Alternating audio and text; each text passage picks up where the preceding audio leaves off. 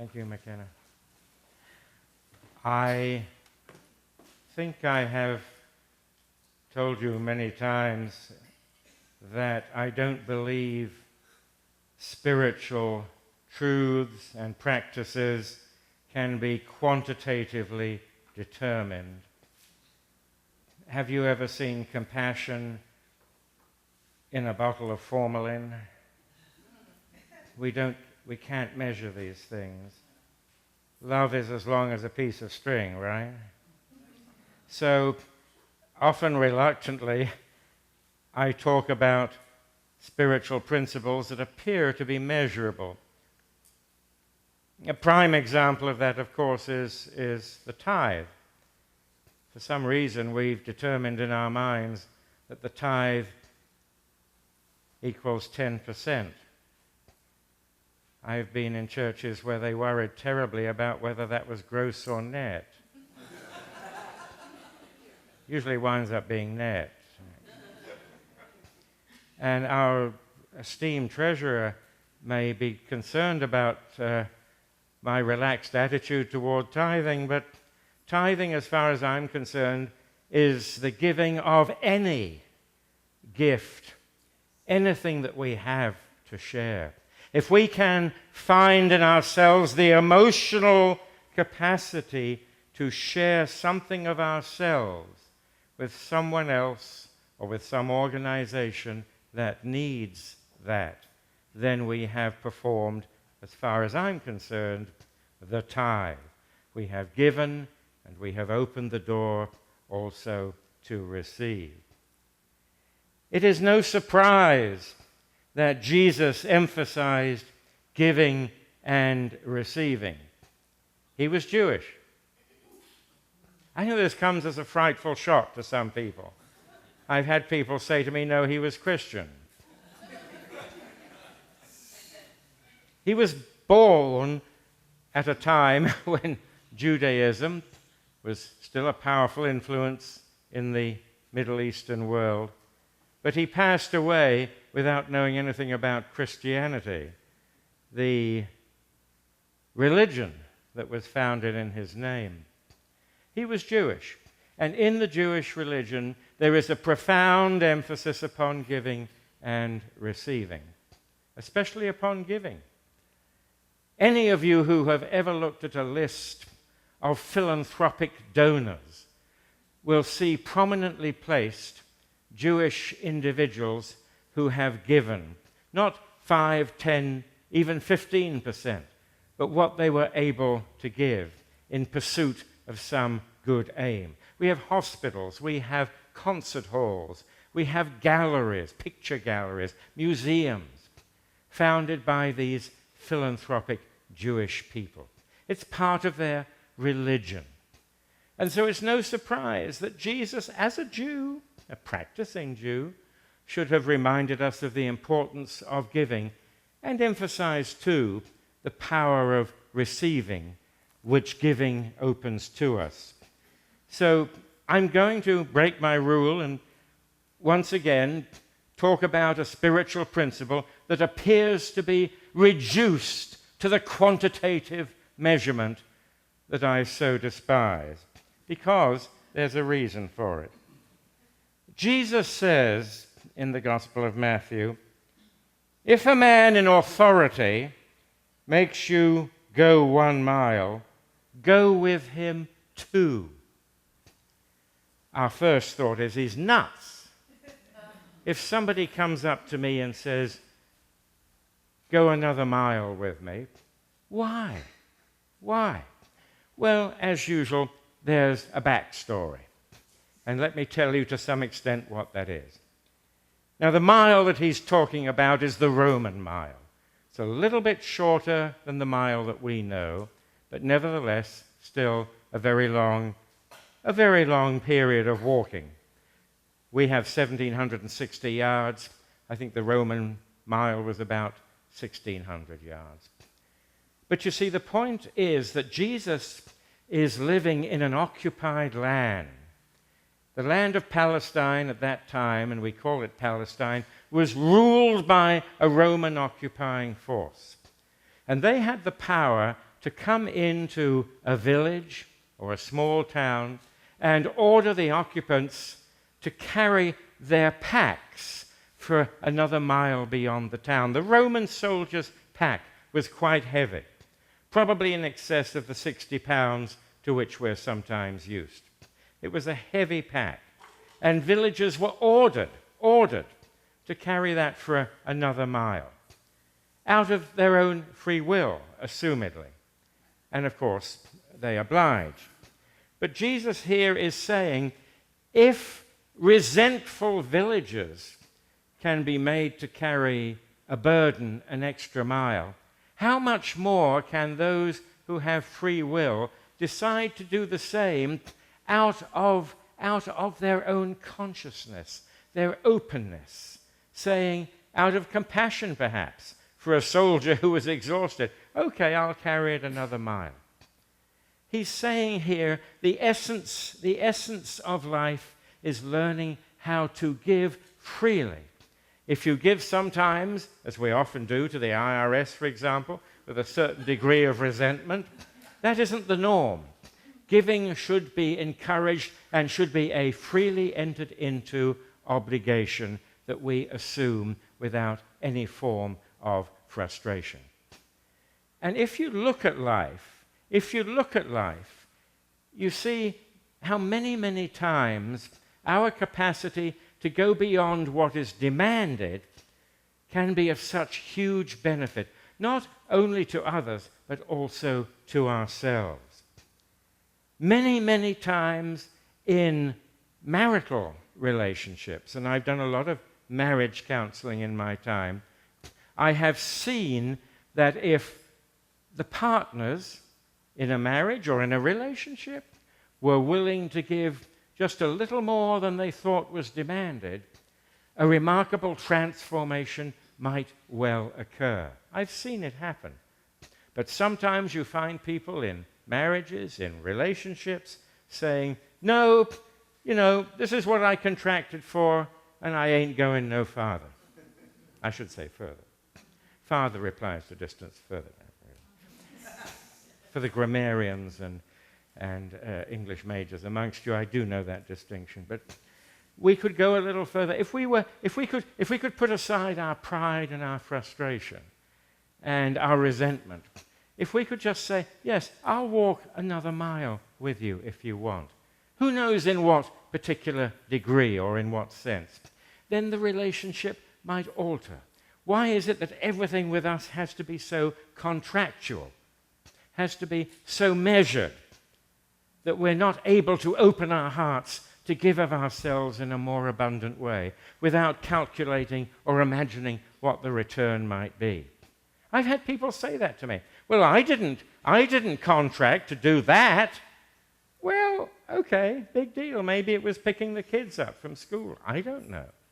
But it's giving a little more than is demanded. That's the point that Jesus is getting across. Of our own volition, saying, yeah, okay, I'll do it. You may demand it from me, but you can have it free. And that does bring a return. Amazing as it may seem, it does. And I've seen it happen in relationships. I've seen it happen in personal existence. When I was teaching at a big university, a major university in the Southwest, many, many years ago, once in a while students would come to me and say, well, the semester is beginning and I've come to you. I want to know how little I can do to get by. I actually admired, I really admired their, what may I call it, pertinacity possibly, in asking me that question.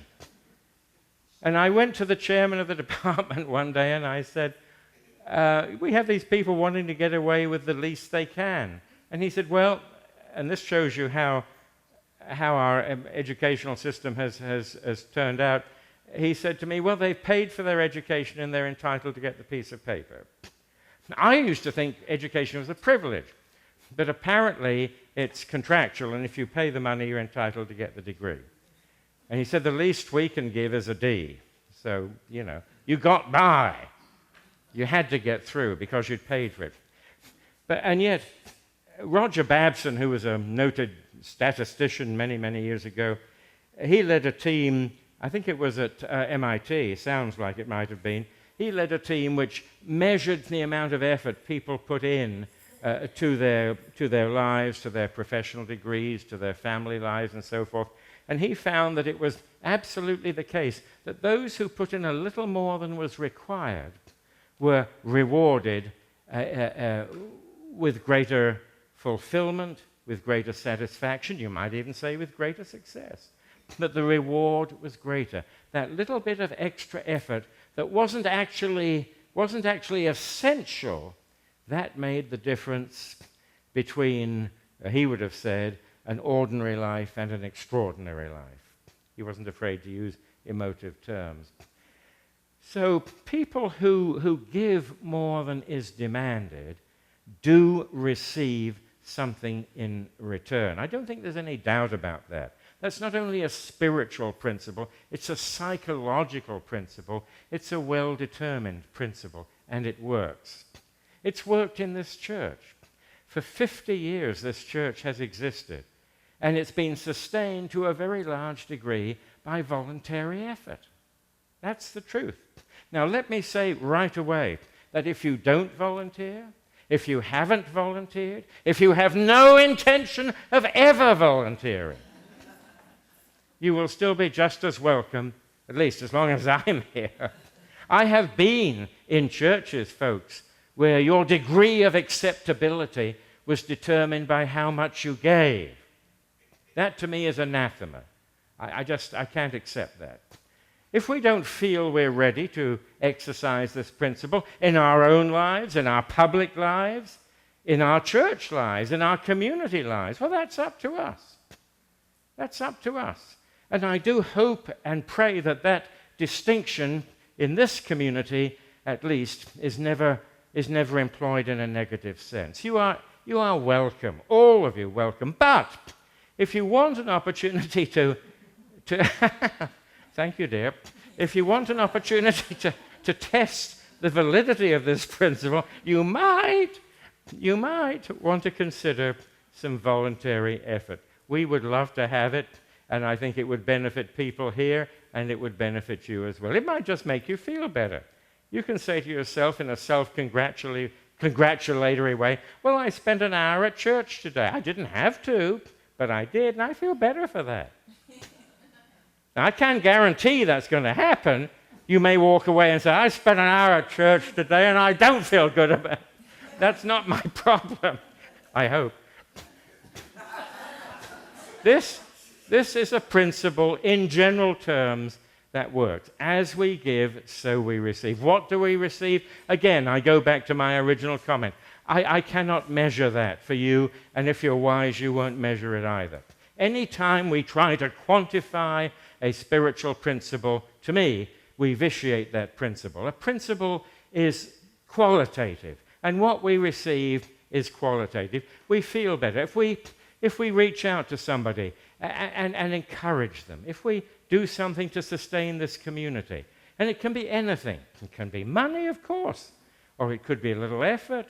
It could be a little support of somebody who needs it in our community. All of this is giving, and when you give, you unlock the door to a return. I believe that is absolutely the case, and it is a spiritual principle.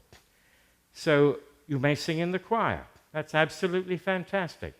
And that giving brings, I hope, pleasure to others, satisfaction. It enhances our service. This makes us feel better. This is a wonderful thing. You may be part of a visitation team, maybe bringing some support and encouragement to the shut-in folk that we have, or bringing them even to church. It's a wonderful thing to do. It's a wonderful thing to do. It's beneficial. It's good. Anything in this world that is good, constructive, beneficial to others is bound, I believe, to have a benefit on we ourselves. It brings us a sense of fulfillment and satisfaction, not ego gratification. That's not what I'm talking about. But it brings us a sense of fulfillment that is part of the spiritual life. And so today I thank all of you who have volunteered, who are volunteering, who will volunteer. I should say shall volunteer. There's a distinction between will and shall. And here again, the grammarians amongst us will appreciate that. Shall is mere futurity. Those of you who shall volunteer, I give my thanks to you. Our board thanks you. Those who are already volunteering, thank you. This church, this community is voluntarily supported. I had a friend who was an Episcopal priest, and he said to me one time, well, how do you support unity? He said, you have no diocesan headquarters. You're on your own. This is an independent entity. He said, how do you do this? I said, it's totally voluntary. Did any of you come this morning because you were made to? Even if you got one of my letters. Somebody got one of my letters the other day, and she called me up very anxiously a day or two later. She said, you sent me a letter. And I said, yes. She said, I never got a letter from the pastor before. I said, oh, well, you know, I just wanted... She said, what did I do wrong? So I don't make you come to church. Nobody makes you come to this wonderful spiritual community. You made the decision, I assume, unless your mom told you to, you made the decision this morning and came to church. Volunteerism is the same thing. If you want to try it and help and encourage and support this community, you will gain a benefit, I'm sure, far beyond the measure of our thanks. If you don't, that's fine too. So be happy, be at peace, and we'll move on to the next part of our Volunteer Thank You Sunday service.